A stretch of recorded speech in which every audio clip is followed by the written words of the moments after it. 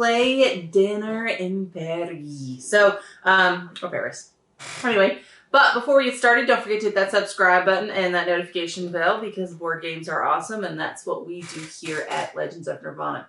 All right, Ray, tell us a little bit more about Dinner in Paris. This was a 2020 release. It's a 2 to 4 player game, 40 to 60 minutes average length. That seems about right to what we played. Age 10 and up, I should say. Designed, interestingly, by the Trolls, generically by the Trolls. So I guess it was designed under a bridge. I don't know. Art by Elaine Boyer and published by Funny Fox. This has an MSRP of $44.99. It is on Amazon for $41.15, and Card House has it for $39.99. That's the cheapest I saw. Miniature Market has it for $44.99, so it's still available and out there. And that's all I got.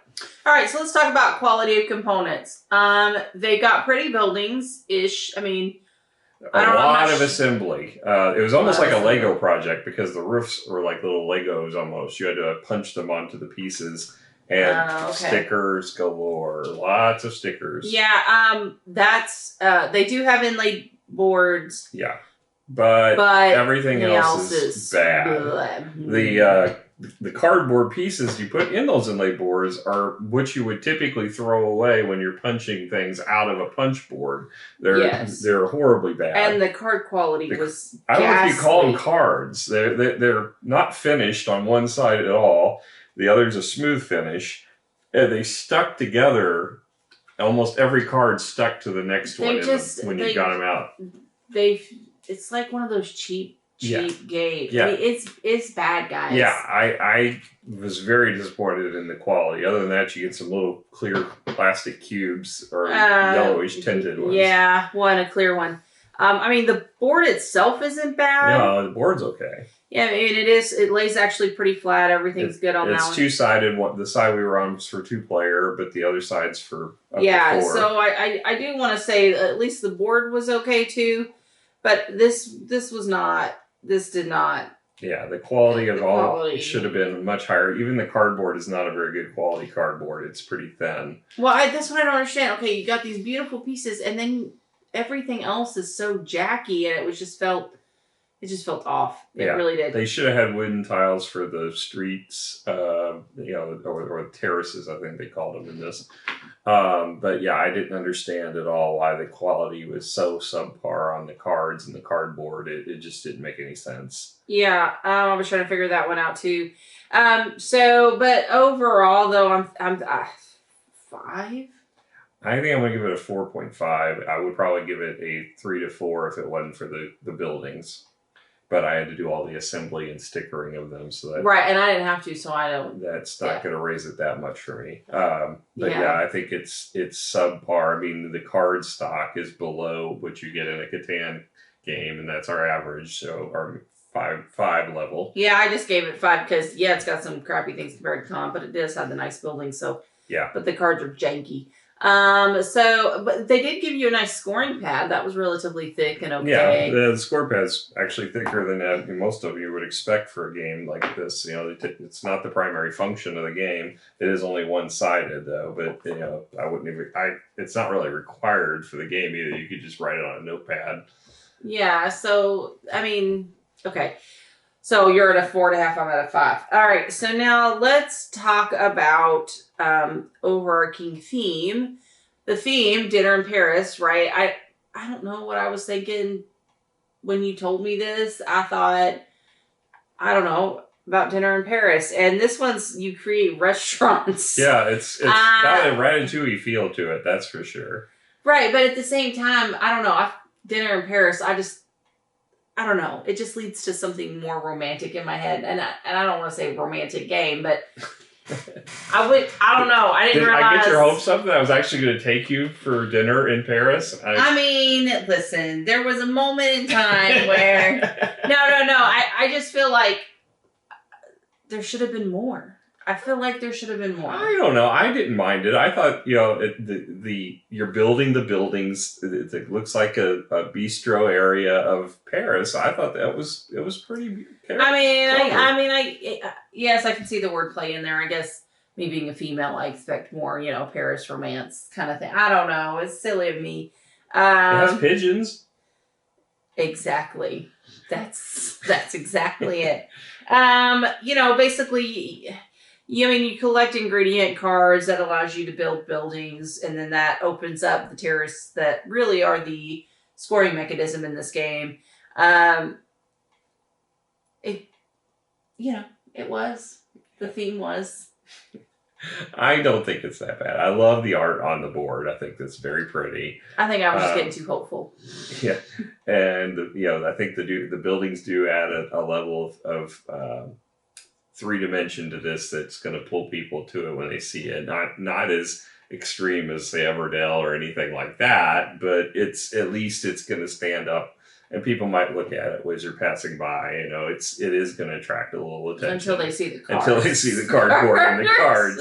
Yeah. So I think it's to me it's a 7. It's got a lot of attractiveness to it. I like the way they tied the cards, like the different types of foods to the different buildings. They made sense, and I do like the way the art looks on the board along with the building styles. I thought that was pretty cool. These are pretty basic and generic, though. When you're the talking cards about the cards are definitely very blah.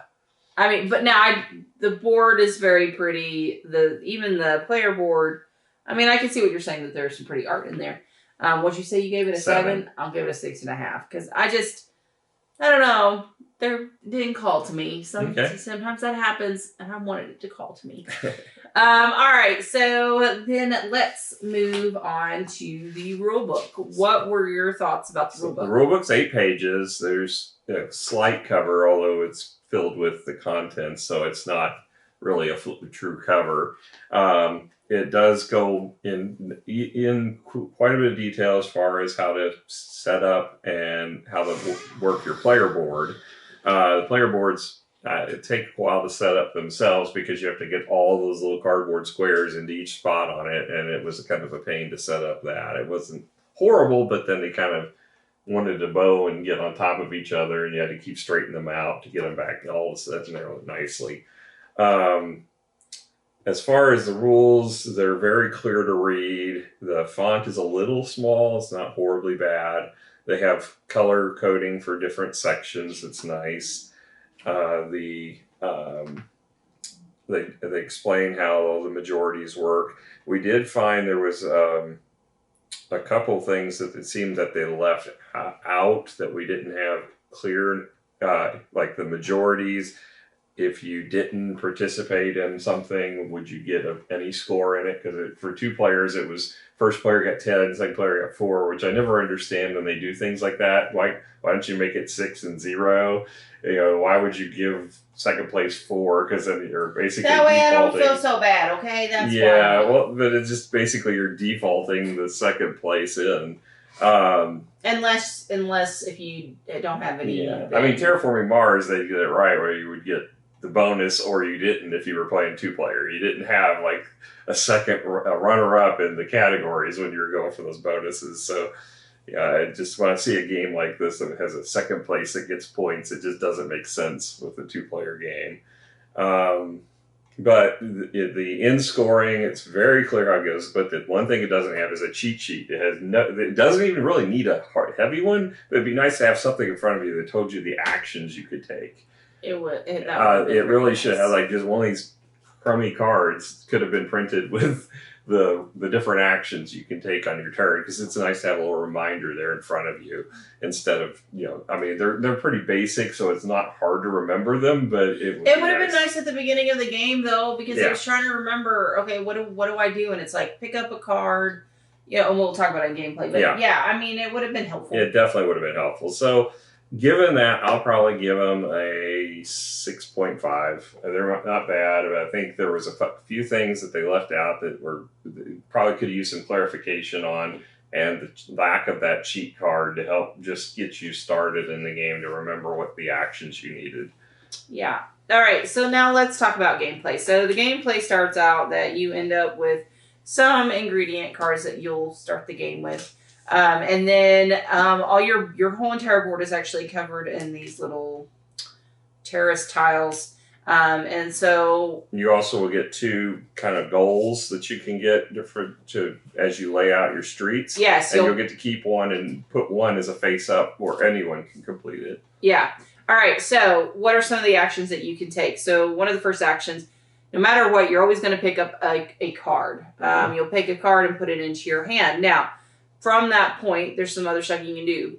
You get 2 additional actions, one of which is you could draw another card. Another action could be that you're going to build a building with your card. So the cost of a building is on your player board, and depending on the cost, you'll get a particular kind of building. There are only so many, so you kind of have to be aware of that, because like I was able to make the gastronomy, whatever how you pronounce that. That was, I mean, I'm sure that's what they actually are called, but that's supposed to be a gourmet restaurant, and it sounds like a medical procedure. Because of the gastro, and I'm sure it's because of the Latin roots of French, but it's just it feels like this is like the least attractive restaurant. But it's worth 12 victory points, so there. So no, but like I was able to do it. He wasn't because I'm cool like that. He didn't end up winning though, so whatever. And I'm cooler like that. No.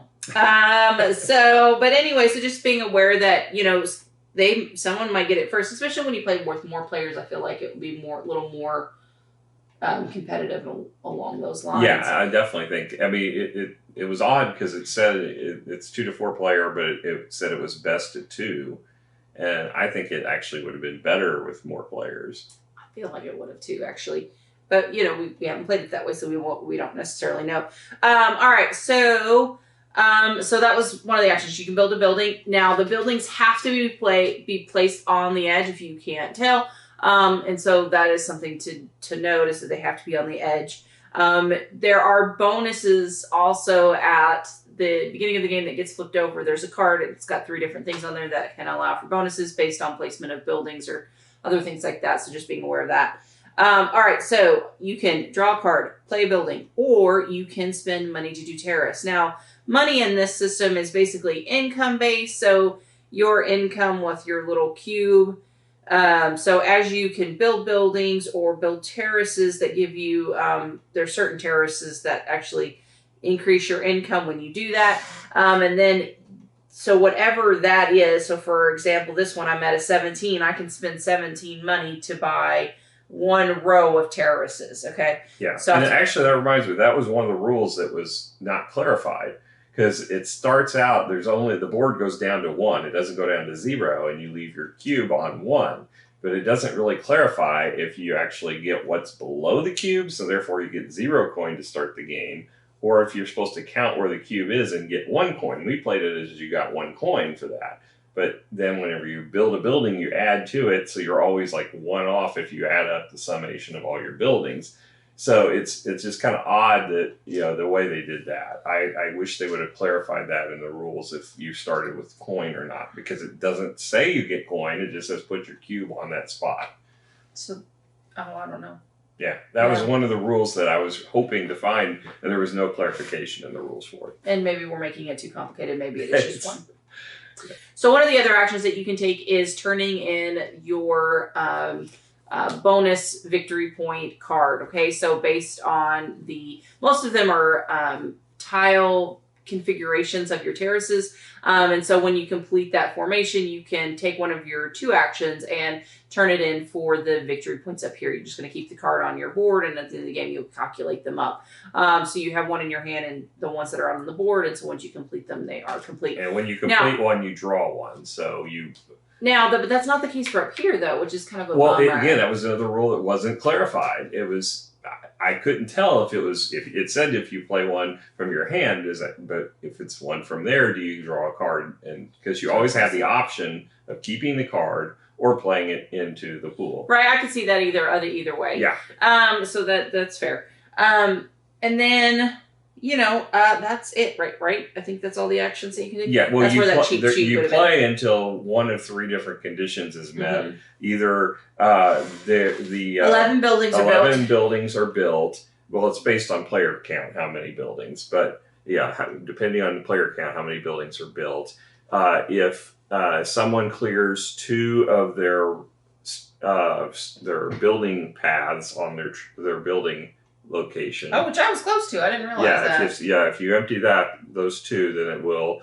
Or it is not possible to play any more restaurants because of the configuration of the board. There's just no spot to play a restaurant. At that point, that will trigger the end of the game as well. You play until everybody's had an even number of turns. And then it's final scoring. Final scoring is basically you add up all the points you got from your buildings, because each building you build has a victory point total. Then your terrorists and then your cards. Yep, and then the bonuses for meeting the 3 criteria and they have multiple of those cards. I like that. That gives you variety, so you don't always have the same bonuses for each game. Yeah, I mean, overall, I would like to play this at a 3 or 4 player, just because I would like to. I feel like it'd have a little bit of different feel to it. Yeah, I do too. I thought the gameplay was fine. The gameplay didn't bother me. I just thought the component quality really pulled this down. And it set a bad taste before we ever got the game going. I like the flow of the game, although I wish the rules were better clarified on some of those minor points, but they add up. So the one thing I wish that somehow the buildings in the terrorist row would somehow differentiate, like. So when you're placing them, when you look at the board, you know which terrace building that it's going to. Yeah. Like, if these could have had, like, a symbol for this row, a symbol for that row. Mm-hmm. That way, when you're just quick glancing at the board, you know which row you were drawing from. Yeah. Does that make sense? Because I was having a real difficult time of being like, oh, what building's over there? Yeah, okay, what is that? I think you almost have to just play one row at a time. You decide, I'm going to pay for these, and you move your white marker down to show that you've paid for that row, and then place that row according to the buildings. That's what I was doing to keep track. Now, one of the things we didn't talk about is placement of the things. When you place them, you have to start out placing in front of the building, and you pay different costs based upon which row, and that's where it became very important to know which building you were building the terraces for. And when you took them off, the other thing is they cannot touch another building's terraces. So, but then they put cards into, this was probably my biggest grievance during the gameplay. You were so sad. Was they put cards in here that violated that not touch rule, which takes away the entire, differentiator that you have, because all your terraces are the same color. So you're playing them onto the board. There's no iconography to differentiate. They're just a blank square. So you're going to be running into each other at that point. And then it's, you can tell your buildings from someone else's because of the color differences. But there's nothing to differentiate your building 1 versus building 2. And it's like, okay, well, if you've now combined them so they're all together, then now what happens? And one of the actions allowed you to actually cover my terraces, which cut off and created an island for one of my terraces. Mm-hmm. And I didn't know, can I continue to build off of that, or what do I do? Because it doesn't say you can start a second path. It just said, or it didn't tell me I couldn't cover your main one. Exactly. Or something. I mean, there was no clarification on that. So I think there was just some a lot of holes that were just adding up in the rule book. So yeah, I was surprised when you played that card because it totally violated everything that. Well, anyway, I'm not going to make that joke. So. Okay. But, I mean, I like the fact that you can cover the pigeons and you get the bonus cards for covering the pigeons. I thought that was clever because you're clearing out the pigeons from the squares while you're playing your terraces to make the restaurant environment more friendly.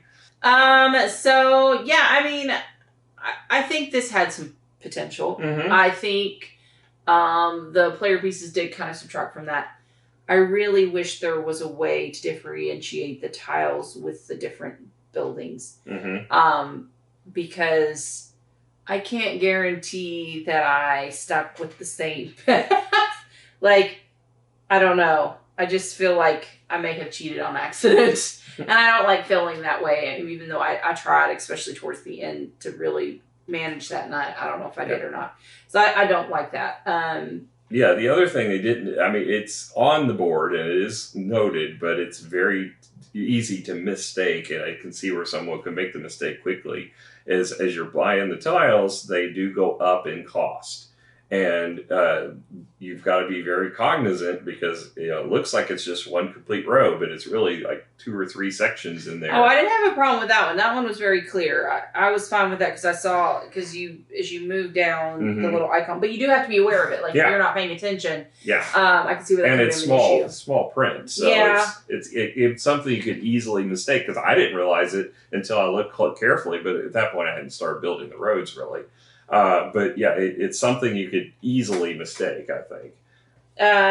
So overall, let's talk about score though for this. What would you score this? I mean, just on purely on the gameplay, which is what we're evaluating here. I think the gameplay was probably a 6.5 to 7. It detracted when you add in all those other factors, the rulebook issues, missing some of the rules, the fact that the card stock is horribly bad and the cardboard, the chits are just awful. I'll give it a 6.5, I think, overall. I'll agree with you because I don't know really what else to say because, I mean... No, you don't have to agree with me. You can give your own score. No. It's more of the fact that I can't articulate the kind of... Like, with a name like this, I got so excited, and I just felt let down, and I can't even tell you why, because overall, the gameplay was fine, I guess. I just don't like the fact that I felt like I may have cheated, because it wasn't until, like, halfway through the game I realized that the tiles matched, or were supposed to match the restaurant. Like, I know I had opened it up, but I didn't anyway. So, I feel like I probably cheated, and I feel bad about it. So... there's that piece of it too. I feel like you that the rules weren't very clear. I really wish I would have had a cheat sheet. There was a lot of stuff. If I played it again, knowing all that I know, would I have enjoyed it more? Maybe. But so I'm going to agree with you for right now, because I don't think we'll get this out again. I think that's really the test, right? Is something, does it stick out enough in your mind that we would end up playing it again? And I'm not sure it does. Well, I'm tempted to try to find some wooden or plastic pieces that are that size, because I think if you took those out and replaced those with something like the Zool tiles, or if you put them in something but it had to be that size is the challenge. That I think this game would be far more enjoyable. There's something I'd have to have icon. There's something to be said. I could probably do something with 3D printer or something, because we can pretty much customize those tiles. But overall, there's something missing in this game. And maybe it's just maybe they didn't present it well. There's definitely a presentation issue, but there's also maybe a functionality part that's missing that's making this game a little more painful for me than maybe you. But I'm fine with the 6.5. I think that I think this game had potential. I'm just not sure that they carried it out with the rulebook issues, with some of the player pieces. Yeah. I think it could have been more, and it just wasn't. Yeah, I agree. I think it was a lazy implementation. I think go. They had a good game premise, and then they just kind of slopped it in, and that's kind of disappointing because. It does have pieces that stand out that could have made it a really good game. Yeah, but even these cards, they just feel so. Yeah, the cards are really horrible. Yeah, I was fine with the front here, but then the back, and then what is this yellow block on them? That's the squares. I know, but why ruin you don't need that for this. They're different size than these, so you don't even need that. You could have just left it a pretty card instead of putting a freaking yellow square on it. Well, the interesting thing on those is that the bonuses, I guess they still are relevant to the terraces, but some of the bonuses aren't really based upon the shape of those squares. It's based upon the regions of the board. That's what I'm saying. You did not need that stupid yellow. Yeah, it does kind of take away. And then, this one was fine. The pigeon was fine. The pigeon, that one was cute. I don't exactly know why he's delivering a message, but Yeah, well, hey, whatever. And then this one's fun, the Dinner in Paris one. But like, just for me, it felt lazy. I feel like, and that may be what it is. It was like there was potential here. I don't know where it went. It left. I'm going to give it a 6.5. I agree with you there. Well, thank you guys so much for joining us. We had fun hanging out with you guys tonight. Hopefully you'll come in and hang out with us again. We'll catch you guys later. bye. Bye.